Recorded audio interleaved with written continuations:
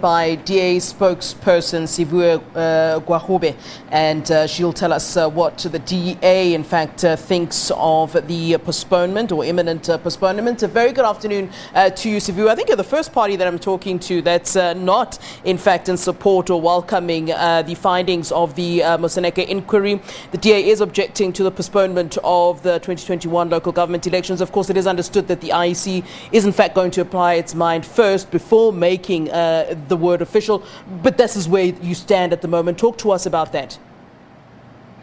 Yes, and good afternoon, Flo, and to the viewers of SABC. Look, we have been quite clear up until now that we are objecting to the postponing of the local government elections. Our view is that the Constitution makes it quite clear that local government elections should be taking place every 5 years. And so a deviation from that would require an amendment of the Constitution. And we're of the view, again, that it's also absolutely important that South Africans be given an opportunity to go and review and renew the mandate that they've given their local representatives in their communities.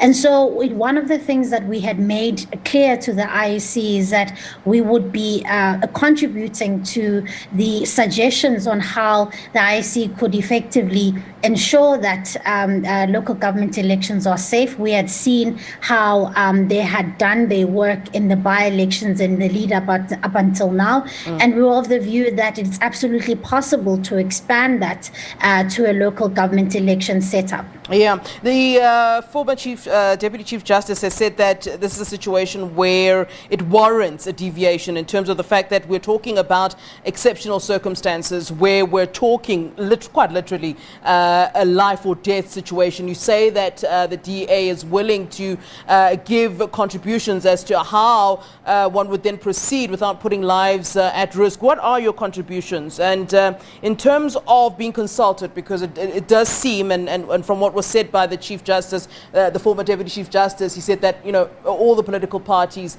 had in fact been consulted. As the official opposition, I would assume that you were thoroughly consulted. Are you not happy with those consultations? So a two-pronged question. Yeah, and I think they interlinked, Flo. Yeah. We were absolutely consulted, and we took the process extremely seriously. We submitted our oral and written submissions to the IEC, effectively stating that here are a number of recommendations that are coming from the DA. Number one, that the state of readiness of political parties should not determine whether or not regular, free and fair elections should be taking place. And number two, that some of the measures that had been taken by the IEC to ensure that by-elections could be held across the country in various voting stations, or some of these things can be expanded into a local government setting. And also number three, that it now constitutes a challenge where we've got a prescribed period of time by which a local government election needs to take place, and to do so would need an amendment of that constitutional provision. And so we were of the view that even though the registration weekend in itself was postponed, it was still possible to hold an election with the vaccination program speeding up its process, and also it was still possible to stick to the timelines that the IEC still needs to meet the deadline of an October election. And so right now what we will going to be doing is going to be looking at the Moseneke Report and the recommendations.